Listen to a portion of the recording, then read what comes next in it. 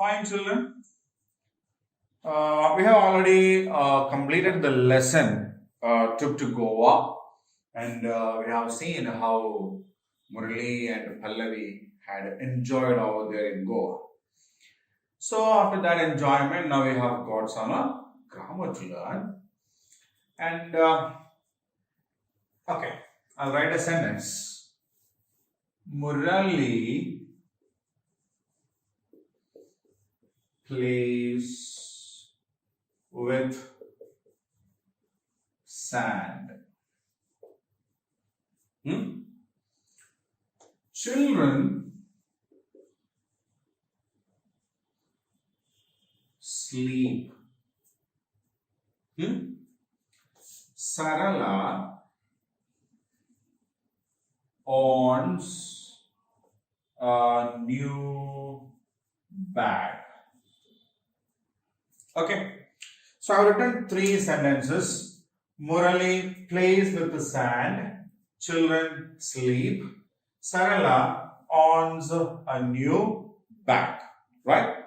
Now, when we look at these sentences, plays, sleep, owns, these three are verbs, isn't it? They are called the verbs. So what do they show basically? What do the verbs show? Yeah, verbs can show action. As Murali plays with the sand, playing is an action, isn't it? Yeah. So in this sentence, this is an action. The second sentence, the children sleep, it's a state of being. Sleeping is not an action. We are not acting as sleeping. Right? Now, he owns a bag, a new bag. Here, it shows possession. Okay? So, verbs basically show action, state of being, and possession. Right?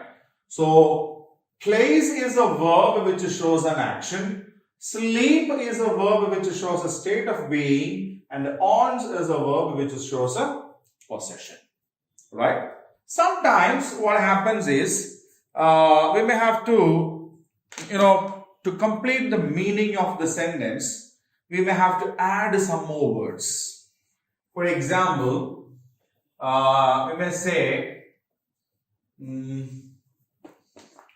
Murali is playing with sand. Okay, earlier we wrote only play or plays. Now, Murali is playing with the sand. Now, children have slept. Okay, children have slept. Earlier we wrote only sleep. Sarala owns a new bag. Okay. Now, here in two sentences we have made some changes. Earlier it was plays. Now he is playing. Two words are there. Is playing. Here, have slept. Have slept. Right? So, now, Murali is playing with the sand. So, in these two words, is playing, both these together forms the verb actually. Both is playing together is called the verb.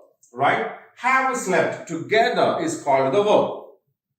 Clear? Now, in these two words, only one word shows the action. Only one word shows the state of being, isn't it? Right? So, what is that word? In the first sentence, we have playing.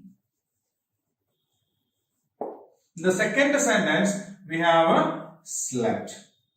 That is a word that shows an action or a state of being. Isn't it? And what about the second word? Here is, here have. What do? They help. What do? They help. Whom do they help? Whom do they help? The main verb. The verb here.